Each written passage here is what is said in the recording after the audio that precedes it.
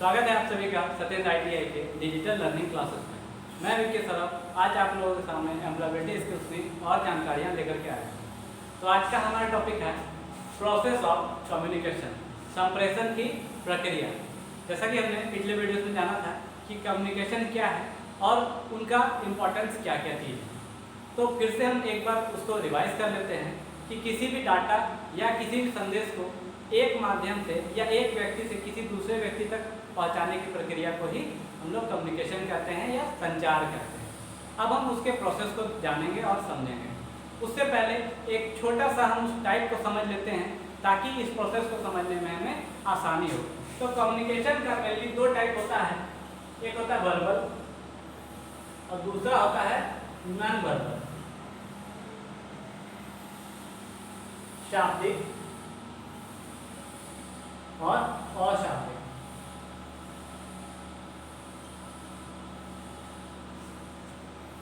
तो शाब्दिक वह कम्युनिकेशन जिसमें कि शब्दों का प्रयोग होता है, चाहे वो उसको बोले या लिखित में उसका प्रयोग करें, और अशाब्दिक अर्थात संकेतों का प्रयोग।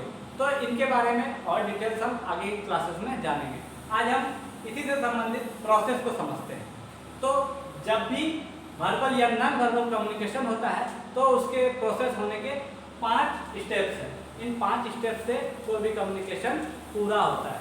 सबसे पहला है सेंडर, जिसको कि हम लोग संदेशवाहक या संप्रेषक बोलते हैं।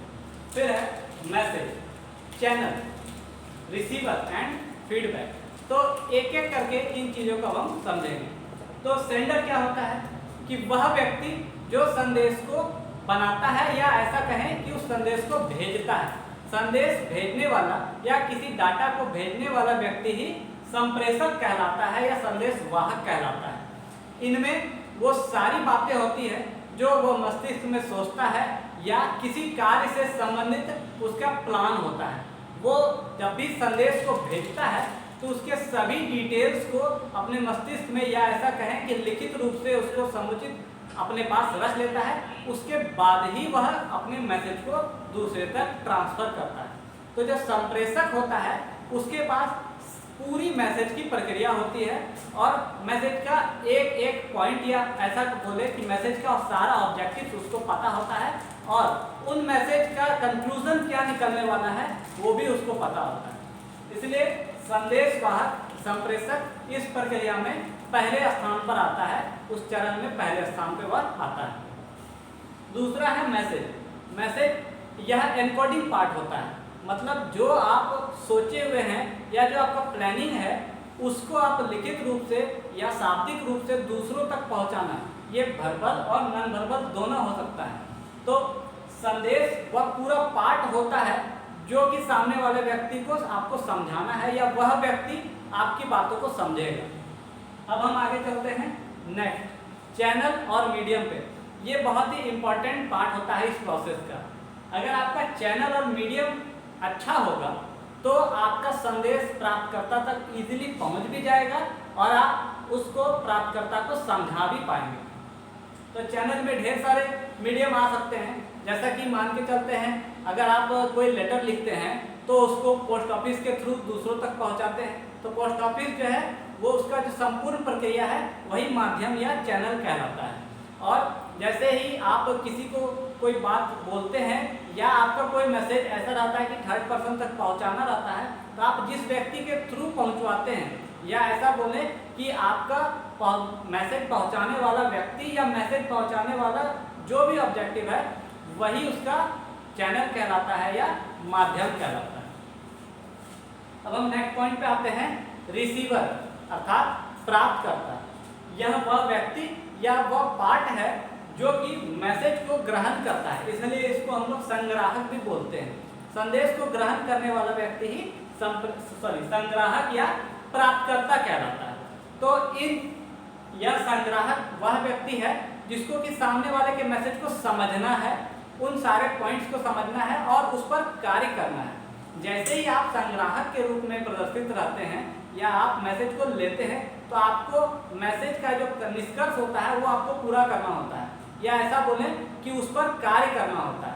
और जब आप उस कार्य को करते हैं तब जाकर के 5वां कारक आपके सामने आता है जिसको कि हम लोग फीडबैक बोलते हैं। जैसे आपको कोई टास्क दिया गया, आप उस टास्क को अगर पूरा कर रहे हैं, उस टास्क को पूरा करने में आपकी क्या क्या कठिनाइयाँ हो रही हैं, या उस टास्क को पूरा करने में और आपको किन किन चीज़ों की ज़रूरत पड़ेगी, ये सारी चीज़ें का आपके पास एक लिस्ट होता है। वही लिस्ट या बोले तो वही सारी बातें आप प्रोवाइड कराते हैं फिर से दोबारा संदेशवाहक को कि मुझे इन चीज़ों की आवश्यकता है या इस कार्य को करने में कठिनाई आई हुई है।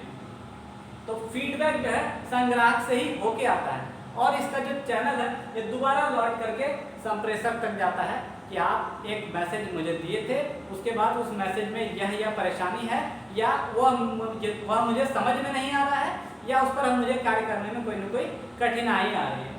तो इसका एक चैनल बना हुआ है, इसको हम लोग समझते हैं कि सेंडर से मैसेज निकलता है और वह मैसेज जो है वो रिसीवर तक जाता है किसी न किसी मीडियम के थ्रू। यहाँ से मैसेज निकला, ये मैसेज है और यहाँ किसी न किसी मीडियम के थ्रू ये चला जाता है रिसीवर के पास और रिसीवर उस पर कार्य करके या उस पर सारी बातों को अप्लाई करके वो पुनः फीडबैक देता है और यह फीडबैक फिर वापस से सेंडर लेता है। यह फीडबैक वापस से सेंडर लेने के बाद उस पर कार्य करता है कि क्या मुझे जो मैसेज भेजना था वो पूरी तरह पूरा हुआ कि नहीं, सामने वाले व्यक्ति संतुष्ट हुए कि नहीं, अगर संतुष्ट नहीं हुए तो क्या क्या कमियां हैं, उस कमियों को जान करके उस पर फिर से काम करना है और दोबारा जब वो मैसेज रिसीवर के पास भेजा जाएगा तो उन त्रुटियों को दूर किया जाएगा। जैसे कि आप देखते हैं आपके पास कोई ऑनलाइन शॉपिंग के बाद कॉल आता है कि आप मुझे मतलब आपको हमारा सर्विस अच्छा लगे तो आप रेटिंग दे सकते हैं 1 to 5 तक या 1 से 5 स्टार तक। तो आप जब उसको रेटिंग देते हैं तो वह उसके फीडबैक में काउंट हो जाता है कि हाँ हमारे जो सर्विस है वो लोगों तक अच्छा गया या नहीं गया। अगर उसमें कोई त्रुटि रहती है, कोई गलती होती है तो वो मैसेज के थ्रू वापस से सेंडर तक आता है और सेंडर उस पर कार्य करके उस पर सुधारता है और दोबारा से जो है रिसीवर तक उन चीज़ों को पहुंचाने का प्रयास करता है। तो इस ग्राफ से हम समझ सकते हैं, इस चार्ट से समझ सकते हैं कि संप्रेषण की प्रक्रिया किस किस तरह से होती है।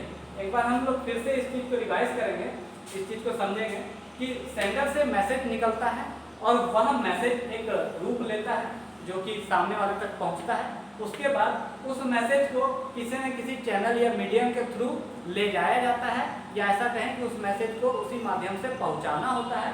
उसके बाद प्राप्तकर्ता के पास वह मैसेज जाएगा और प्राप्तकर्ता उस मैसेज को प्राप्त करके उस पर कार्य करेगा। उसके बाद उसको फीडबैक देना है, वो फीडबैक दोबारा से सेंडर तक जाएगा और उसमें अगर कोई त्रुटि है तो वह सुधार की प्रक्रिया में जाएगा। तो आज के वीडियो में हमने जाना कि प्रोसेस ऑफ कम्युनिकेशन क्या है। आगे की जानकारियां लेकर के हम नेक्स्ट वीडियो में, आज के लिए इतना ही, धन्यवाद।